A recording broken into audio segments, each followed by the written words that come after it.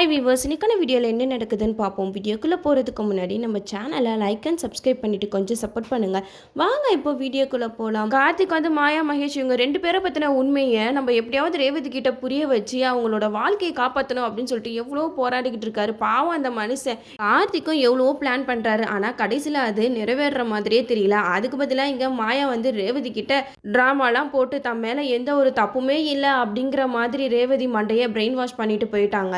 இப்போ நம்ம கார்த்திக் அதுக்கேற்ற மாதிரி மாயா மகேஷ் இவங்க 2 பேரை தொடர்பு பற்றி ரேவதி கிட்ட சொன்னாலும் அவங்க நம்புவாங்களா நம்ப மாட்டாங்களான்றது கொஞ்சம் கேள்விக்குறியாக தான் இருக்குது. இங்கே நம்ம கார்த்திக் மல்லிகா டாக்டர் நம்பியிருந்தாங்க. கடைசியில் மல்லிகா டாக்டர் நான் ரேவதி கிட்ட எந்த உண்மையும் சொல்ல மாட்டேன் அப்படின்னு சொல்லிட்டு போயிட்டாங்க. அதனால நம்ம கார்த்திக் இதெல்லாம் வேலைக்கு ஆகுது அப்படின்னு சொல்லிட்டு அந்த ஹாஸ்பிட்டலில் வேலை பார்க்குற நர்ஸ் கிட்ட மாயாவை பற்றி தெரியுமா அப்படின்னு சொல்லிட்டு கேட்குறாங்க. அதுக்கு ஆரம்பத்தில் அந்த நர்ஸு எனக்கு எதுவுமே தெரியல அப்படிங்கிற மாதிரி சொன்னாலும் கொஞ்ச நேரம் யோசிச்சு மாயாவா எனக்கு தெரியும், நான் தான் அவங்களுக்கு அபார்ஷன் பண்ணேன் அப்படின்ட்டு எல்லா விஷயத்தையும் நம்ம கார்த்திக் கிட்ட சொல்கிறாங்க. கார்த்திக் அவங்க கிட்ட கேட்குறாங்க, எனக்கு ஒரே ஒரு ஹெல்ப் பண்ணுங்க.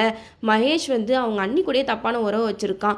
இப்போ இன்னொரு பொண்ணோட வாழ்க்கை வேற கெடுக்க பார்க்குறான். நீங்கள் தான் இதை தடுக்கணும். நீங்கள் எல்லா உண்மையும் சொன்னால் மட்டும்தான் அந்த கல்யாண பொண்ணு மகேஷை பற்றின எல்லா உண்மையும் தெரிஞ்சு இந்த கல்யாணத்தை நிப்பாட்டுவாங்க. எனக்காக இந்த ஒரு ஹெல்ப் பண்ணுங்கள், ஒரு பொண்ணோட வாழ்க்கையை காப்பாற்றணும் அப்படின்னு சொல்லிட்டு கார்த்திக் அந்த நர்ஸ் கிட்ட ரொம்பவே பேசி அவங்க கூட கூட்டிகிட்டு போயிடுறாங்க. பாவமாக இருக்குது கார்த்தியை பார்க்க. கார்த்தியும் ஒரு பிளானாக போடுறாரு. கடைசியில் அது மொக்கையாக போய் முடிஞ்சிருது. இந்த வாட்டியாவது நம்ம கார்த்தி எடுத்திருக்க ஸ்டெப் எப்படியெல்லாம் போகுதுன்னு பார்ப்போம். ரேவதி நம்பினாதான் கதை நல்லா இருக்கும். அதை விட்டுட்டு எனக்கு தெரியும் ராஜா, இந்த மாதிரிலாம் முன்னாடியே நடக்கும்னு ஏற்கனவே மாயா என்கிட்ட சொல்லிட்டாங்க, நீ இப்படி கேவலமானவனாக இருப்பேன்னு நான் கொஞ்சம் கூட எதிர்பார்க்கல அப்படின்னு சொல்லிட்டு கார்த்திகையே திட்டி இந்த மண்டபத்தை விட்டு அனுப்புறதுக்கு நிறைய சான்சஸ் இருக்குது. ஏன்னா நம்ம மெயின் தலைவிக்கே இந்த விஷயம் தெரிஞ்சிருச்சு, நம்ம சாமுண்டேஸ்வரி. அதனால நம்ம கார்த்திக்கு சப்போர்ட்டாக கண்டிப்பாக நம்ம சாமுண்டேஸ்வரி தான் இருப்பாங்க.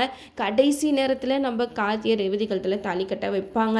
அந்த சீன் எப்போ தான் வருமோ தெரியல. இவங்க இழுக்கிற இழுப்பை பார்த்தா இன்னும் 4-5 வாரம் போயிடும் போல்.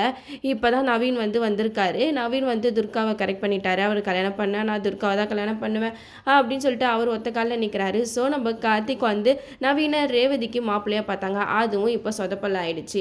யார் என்னத்தை தடுத்தாலும் நம்ம கார்த்திக் தான் ரேவதி கழுத்தில் தாலி கட்ட போகிறது. அதை சீக்கிரமாக கொண்டு வந்தால் தான் என்னாகும். அதுக்கு இவ்வளோ இழுக்கணும். என்ன பண்ணுறது, நம்மளும் வெயிட் பண்ணி பார்ப்போம் இதுக்கப்புறம் எவ்வளோ நாள் ஆகுதுன்னு. ஓகே வியூவர்ஸ், இந்த வீடியோ உங்களுக்கு பிடிச்சிருந்தா லைக் பண்ணுங்கள், மறக்காம நம்ம சேனலை சப்ஸ்கிரைப் பண்ணிடுங்க.